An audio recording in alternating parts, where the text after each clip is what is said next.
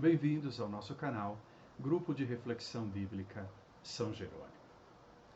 O evangelho que nós vamos meditar hoje, que a liturgia nos propõe, nos fala daquela cena na qual Maria e José, depois de terem se dado conta de terem perdido o filho, voltam a Jerusalém e o encontram no templo. É uma cena muito conhecida, que certamente todos já meditaram e rezaram a partir dela. Eu gostaria aqui de destacar alguns aspectos, para quem sabe contribuir um pouco mais com a sua meditação, com a sua oração e com a sua vida de fé. A primeira coisa a destacar, esta cena, ela é exclusiva do Evangelho segundo Lucas. Ela não se encontra em Marcos, nem em Mateus e nem em João. Ser exclusiva de Lucas, isso significa que ela nos ajuda na leitura do Evangelho de Lucas. Logo, ela acrescenta algo que nos leva a compreender melhor a pessoa e a missão de Jesus Cristo. E claro que, quanto mais compreendemos a pessoa e a missão de Jesus Cristo, mais nós crescemos a nossa fé, com aquela consequência positiva e esperada de que a nossa vida também vá acompanhando o crescimento desta compreensão. Nesta cena, de modo especial, é a primeira na qual Jesus, sempre no Evangelho de Lucas, diz alguma coisa. Ele é ainda muito jovem, como nos dá a entender o texto, mas ele já diz alguma coisa tremendamente significativa. Aliás, o Jesus que Lucas nos apresenta nessa cena é muito interessante. Em princípio, é um jovem que está entre os mestres e doutores da lei, ouvindo e perguntando. Isso significa o quê?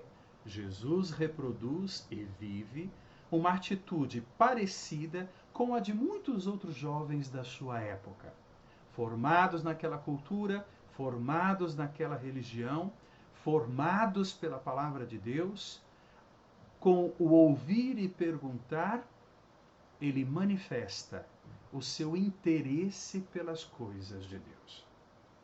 Mas, no versículo 47, temos ali uma mudança significativa. Todos os que ouviam o menino estavam maravilhados com sua inteligência e suas respostas. Inicialmente, como já disse, Jesus é apresentado como um jovem igual aos demais, que cresceu naquela cultura e religião e que, portanto, tem interesse, o desejo de aprofundar o seu conhecimento de Deus. Mas a partir do versículo 47, ele deixa de ser o jovem aprendiz e é apresentado como o mestre. Aquele rapaz, muito jovem, que manifesta o seu interesse e desejo de aprofundar o sentido, o mistério de Deus, agora ele é o mestre capaz de explicar esse mistério. Lucas aqui quer destacar, portanto, o primeiro elemento importante desse texto, a inteligência de Jesus. Essa inteligência não tem a ver simplesmente com uma genialidade racional, um bom aluno da escola que tem uma rapidez no pensamento, que aprende as coisas com facilidade e que é capaz de dizer as coisas com clareza. Não. Essa inteligência de Jesus que o Evangelho destaca tem a ver com Deus. Por isso, nós podemos nos perguntar qual é o conteúdo, qual é o coração, qual é a essência dessa inteligência. A resposta a essas perguntas nós encontramos na mesma cena do Evangelho. Depois que Maria e José, já se encaminhando de volta para casa, se dão conta que o menino não está com eles, eles voltam para Jerusalém para procurar esse menino, porque se perdeu. Segundo o Evangelho, foram 3 dias procurando esse menino. Não é difícil para nós imaginarmos a angústia desses pais. Perderam o filho, não conseguem encontrar o filho. Quando o encontram no templo, Maria manifesta essa angústia. E, de certa forma, parece que está puxando a orelha de Jesus. Mas a fala de Maria, ela tem uma função catequética que Lucas desenvolve. Quando ela fala da angústia e pergunta o que ele está fazendo ali, ela está colocando em evidência a força do vínculo familiar que ela, José, tem com Jesus e que, obviamente, Jesus tem também com ela e com José. Esse vínculo familiar, esse vínculo de pais e filho, que todos nós conhecemos e que, portanto, não temos nenhuma dificuldade de compreender. É um vínculo verdadeiro, é um vínculo legítimo. É um vínculo que manifesta que há amor nessa relação. Por isso há também preocupação. Mas, como muitas vezes acontece no Evangelho, aí está o elemento catequético. Quando se apresenta para Jesus uma pergunta ou uma situação, muitas vezes ele não responde exatamente ao que lhe foi perguntado. E quando responde, ele não fica restrito, fechado naquele ponto que lhe foi perguntado. Ele tende a abrir o horizonte com as suas respostas.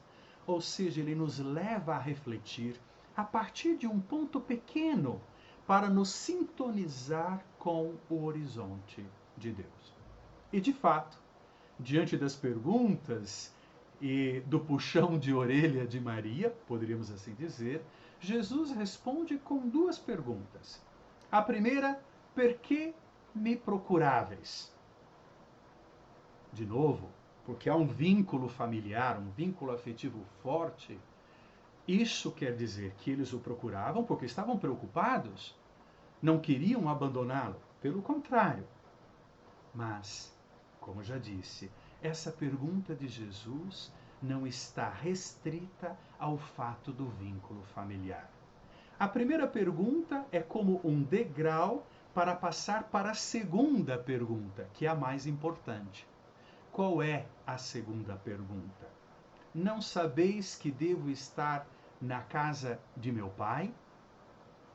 É uma pergunta, mas como muitas vezes acontece, até quando nós conversamos com amigos ou explicamos alguma coisa, nem sempre a pergunta ela expressa dúvida, o desejo de saber alguma coisa ou de receber uma informação. Às vezes, a pergunta que nós fazemos é uma afirmação. Ela está dizendo alguma coisa. Essa pergunta de Jesus tem um valor afirmativo e um valor afirmativo teológico. Por quê?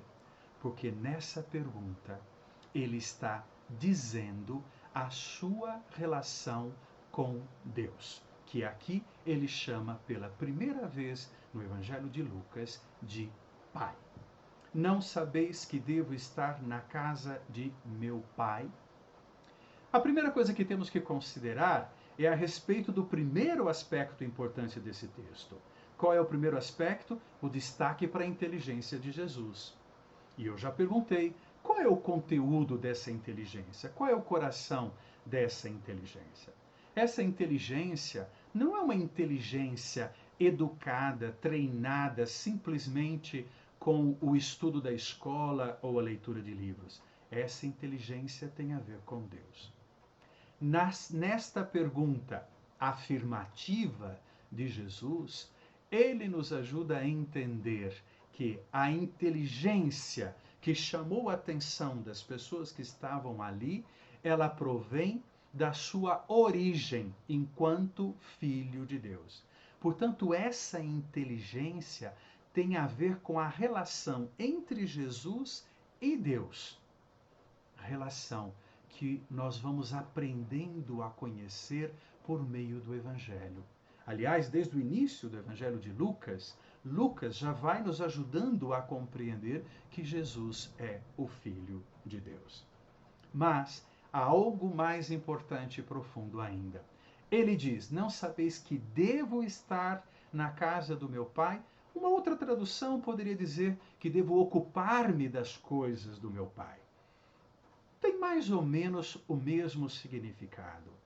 Ou seja, Jesus está em sintonia com o projeto de Deus. O verbo que eu destaquei no slide, como vocês podem notar em vermelho, devo, tem aqui um significado teológico. O que quer dizer um significado teológico? Nós estamos habituados a falar do dever como a necessidade de cumprir uma norma, de cumprir uma lei. É uma obediência diante de uma ordem que nós recebemos. O dever aqui, com valor teológico, vai acompanhar a inteira vida de Jesus. Não é simplesmente o cumprimento de uma norma, mas é a realização do projeto de Deus. Dever estar na casa de meu pai, ou dever ocupar-me das coisas de meu pai, significa que a vida e a missão de Jesus é aquela, em primeiro lugar, de realizar o projeto salvífico de Deus. Projeto salvífico que tem a ver conosco. Somos nós que Deus quer salvar e salva em Jesus Cristo. Do outro lado, implica na radicalidade com a qual ele viveu a sua vida e a sua missão. Ou seja, diante de várias situações, como por exemplo as famosas tentações do deserto, que vão questionar exatamente se Jesus é o Filho de Deus, ele se mantém firme. Diante dos perigos e desafios enormes que ele teve que enfrentar, em vez de escolher um atalho, uma via mais fácil, ele se mantém firme e fiel ao projeto de Deus. A cena do encontro ou reencontro de Jesus no templo, portanto, quer destacar duas coisas. Primeira, Jesus carrega uma inteligência, que não é um bom funcionamento da cabeça, mas é a inteligência de Deus. Essa inteligência diz a vinculação dele com Deus. E esse Jesus, que carrega a inteligência de Deus, inteligência que lhe provém a partir da relação com Deus, é o Jesus que se manterá fiel ao projeto de Deus para nos salvar. À medida que nós fomos avançando no Evangelho de Lucas, na leitura desse Evangelho e seguindo os passos de Jesus, com Jesus, aquele que carrega a inteligência de Deus, nós também vamos adquirindo essa inteligência de Deus. E com Jesus, vamos aprendendo a viver a nossa vida, a nossa vocação, a nossa missão, do mesmo jeito que Jesus, sintonizando-nos cada vez mais com Deus, num projeto salvífico, que provém dele, que é realizado por ele, que toca a nós, mas com o qual nós podemos colaborar testemunhando o Evangelho. Mas quero concluir esse vídeo e essa meditação, de modo especial para esse domingo, retomando a primeira pergunta de Jesus. Por que me procuráveis? A pergunta aqui está na segunda pessoa do plural, porque é referida a Maria e José. Mas podemos traduzir para ajudar na nossa reflexão pessoal na segunda pessoa do singular. Por que me procuras?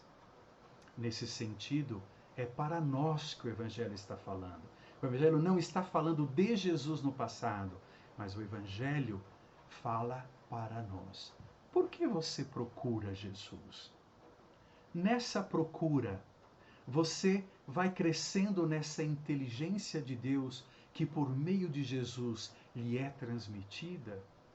E ao crescer nessa inteligência de Deus, na compreensão do mistério de amor de Deus, você vai se comprometendo com esse Deus, vai adquirindo a capacidade de perceber os sinais da presença de Deus na sua vida e, sobretudo, você tem encontrado em Jesus a força e a motivação para permanecer fiel ao projeto de Deus, apesar das dificuldades que possam se apresentar na vida, carregando a certeza de que no final a última palavra é sempre a de Deus, e essa palavra é a ressurreição, uma palavra de vida.